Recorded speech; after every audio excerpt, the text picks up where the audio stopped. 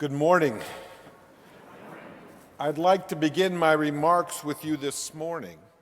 I'd like to begin my Devar Torah, what Judaism refers to as an interpretation of the scriptural reading assigned to us this morning, with a prayer, a blessing specifically, a blessing little known to most Jews because, quite frankly, they've likely never heard it before. A blessing which is specifically assigned to be said upon the site in one place of 600,000 Jews. Now that's a rare occurrence, but the number 600,000 is not unfamiliar and is significant. For we are told it is the number of Hebrews who left Egypt as newly emancipated slaves. And we are told all 600,000 then stood as a single unit, a single body at the base of Mount Sinai to enter into the covenant that consecrated the Jewish people as a people unique in all of history. And so I turn now to this blessing this morning because its implicit truth is as appropriate for a large gathering of 600,000 as it is for our gathering this day. Indeed, is no less appropriate for every one of us individually. For each of us is unique in all the world, and we are all united in a common humanity. And I choose to open with this prayer because I believe it to be a foreshadowing, or perhaps an echo, of the scriptural reading we shared just moments ago, the reading from 1 Samuel, about which we shall say more soon. And so let us pray. Baruch atah Adonai, Eloheinu melech haolam chacham harazim. Blessed are you, Adonai, our God, King of the universe, knower of secrets. Now that's a phenomenal blessing. Praising God, the knower of secrets. For you see, as the prophet told us, we see with our eyes, but God sees into our hearts. We show the world what we want others to perceive, and we see what we apprehend on the surface.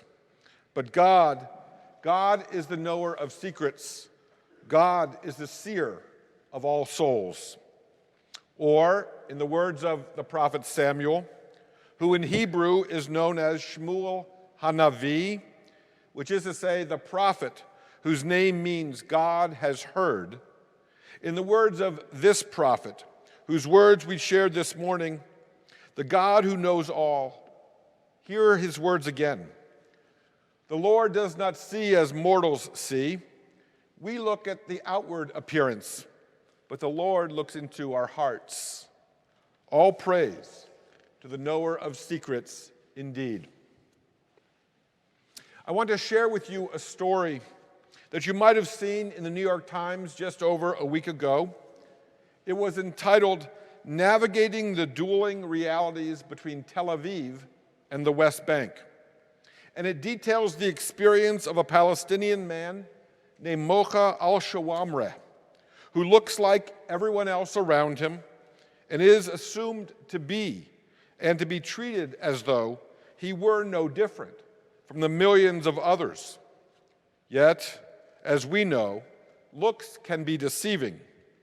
For we, you and I, consider one's appearance or height in rendering our judgment, but not so God. Here's the story from the Times, excerpted.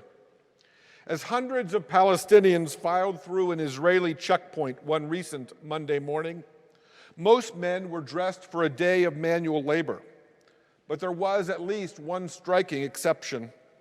Mocha al-Shawamreh is 31 years old. He wore a buttoned-up shirt and carried with him a computer, while many of his relatives and neighbors, mostly male, were headed to the construction sites in southern Israel, providing cheap Palestinian labor for some of the lowest-paid jobs in Israel. Mr. al-Shawamreh was on his way to a tech firm in Tel Aviv. A chance discovery in Beersheba long ago when he was a child set Mocha on his current trajectory.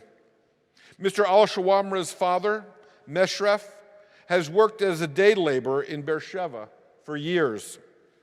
One day, about 15 years ago, Meshref brought home a book he had found in the city and gave it to his son. It was Man's Search for Meaning by Viktor Frankl, an account of the author's experience in Nazi concentration camps.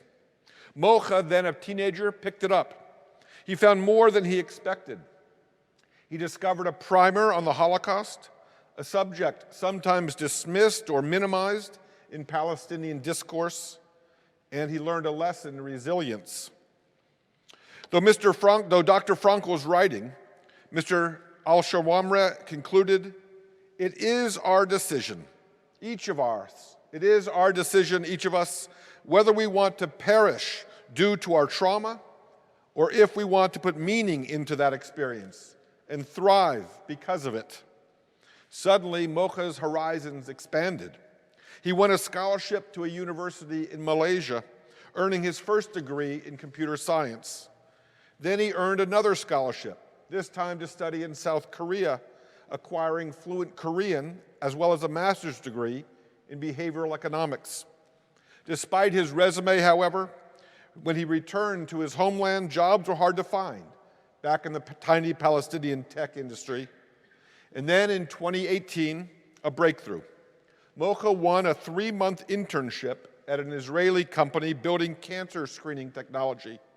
And with it, he gained a work permit. Mocha's willingness to engage with Israelis has attracted criticism from his fellow Palestinians. For critics, working in construction in Israel is acceptable, given the high unemployment in the West Bank. Reaping the benefits of a Tel Aviv office life, however, is a step too far for many. They think such workers normalize the occupation by engaging too closely with Israelis. But to Mocha al-Shawamra, there will be little progress towards peace until Palestinians and Israelis treat one another as partners. Said he, my message is we should learn more about one another. We should break the walls and talk and put ourselves in each other's shoes. We should see each other as two traumatized people. His own journey has already begun to enlighten his Israeli colleagues. I have developed and hold what I call a theology of relationships. And the very first principle of this theology is that we simply cannot know anything about anyone else just by looking at them. Oh, we imagine that we can, of course. We tell ourselves stories about other people, but surely we understand. We need only search our own hearts to appreciate and then to acknowledge we don't and we can't know anything about anyone simply by looking at them. Mocha al-Shawamra is but one example, and each and every one of us is another. And yet, still, we judge books by their covers all the time, do we not? Now, this isn't simply our issue in our day. And so it is that 2,000 years ago, the rabbis responsible for penning the Talmud included in their compendium of wisdom teachings the following admonition: Al tistakel b'kankan, ela b'masha yeshbo. Do not look upon the vessel, but rather at the contents within. Consider the number of times we have made assumptions about others based only on first impressions, their outward appearance, or assumptions based on how we have heard them described, on hearsay or gossip, or perhaps even upon our own unacknowledged subconscious biases. We all have them, blind spots or preconceived ideas or notions that have never been challenged. Consider, by way of example, the following thought experiment. Picture in your mind, if you will, a scientist, a politician, a doctor, a lawyer, someone successful in business. Was the one you imagined male? At that, was he white, able-bodied? Would it surprise you to know that a great many of our preconceived notions, which so often betray us, would it surprise you to realize that they are shared by many? After all, we are all guilty of this, and why not? We see the world as mortals see it. We are distracted or expect to see something, and then we go on to judge or make assumptions thereby. But what we don't see, at least initially, most of the time, is what God sees in each of us all of the time: our character, our heart, our soul, our essence. One of my favorite stories took place in Squirrel Hill. Easily 10 years ago, I was standing with my two then young sons at the crosswalk of Forbes and Murray, the center of the Jewish world as far as we know. As we stood at the corner of Forbes and Murray in the heart of Squirrel Hill with our backs to the Squirrel Hill Library, aiming to cross the street and head into the ice cream parlor, I held in each of my hands my two young sons' hands as we watched the numbers on the crosswalk count down, letting us know when it would be our turn to step forward. At which point a woman ambled up to us and stood alongside the three of us as we all waited for the light to turn. She smiled, and we smiled, and then she spoke. "You look very familiar," she said to me. "I get that a lot," I replied, hoping to be able to maintain my anonymity for at least a few moments longer. No, really," she said, "you look very familiar." I replied, as each of my kids tugged on my arm, a bit anxious to be able to continue on our day without their having to share their dad with anyone else. "I know," she said. "I know. And no offense, but you look very much like Rabbi Bisno." No offense, I thought. And then the walk signal changed, and we all stepped forward, she none the wiser, and I just a bit vermished, and feeling fortunate that neither my children nor God sees me in quite the same way as she. The Lord does not see as mortals see. We get distracted, and we get confused by the outward appearance of people, by assumptions we hold. But God sees into our heart.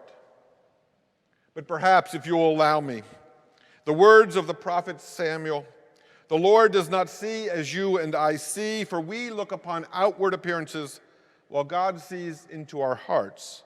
Perhaps this may be best encapsulated in a final story, that of the life and good works of the now recently departed Episcopal Bishop Frank Griswold III.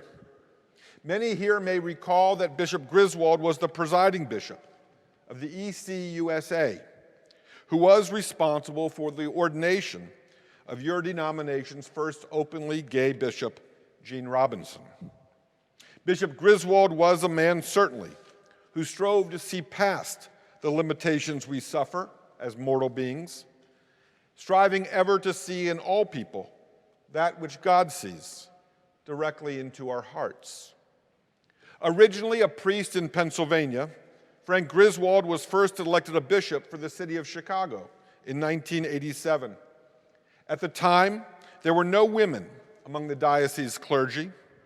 However, when he left the position 11 years later to become presiding bishop of the church, nearly 30% of the Episcopal priests in Chicago were female.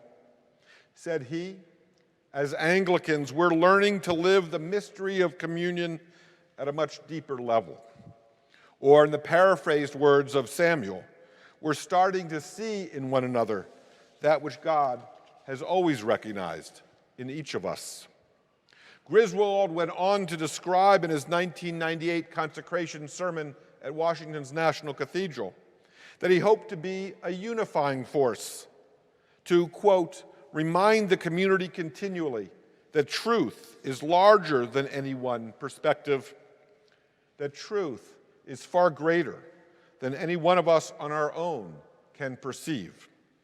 For you and I see as mortals see, but God sees and challenges us to recognize so much more.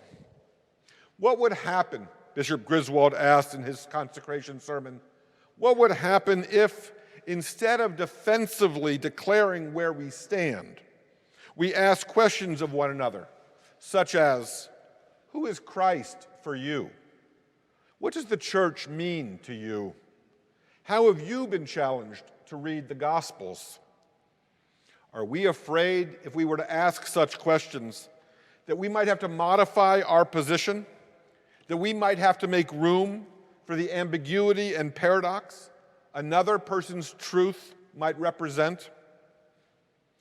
The bishop's questions ought to be our own, for they are themselves an echo of the prophet's entreaty, and they are for each of us a foreshadowing of our own necessary work in the world, namely, a willingness for us to see in one another, amidst our diversity and amidst our difference and all the difficulties that entails, to seek always to see in one another that which God continually sees in each of us, an imperfect human being to be sure, but one with a pure heart, who is ever so much more than we each at first appear. For in each and every child of God, in each and every human being, is ever so much more than any one of us can see on first blush, and so much more mystery and promise, and so many more secrets than any of us could ever imagine. Amen.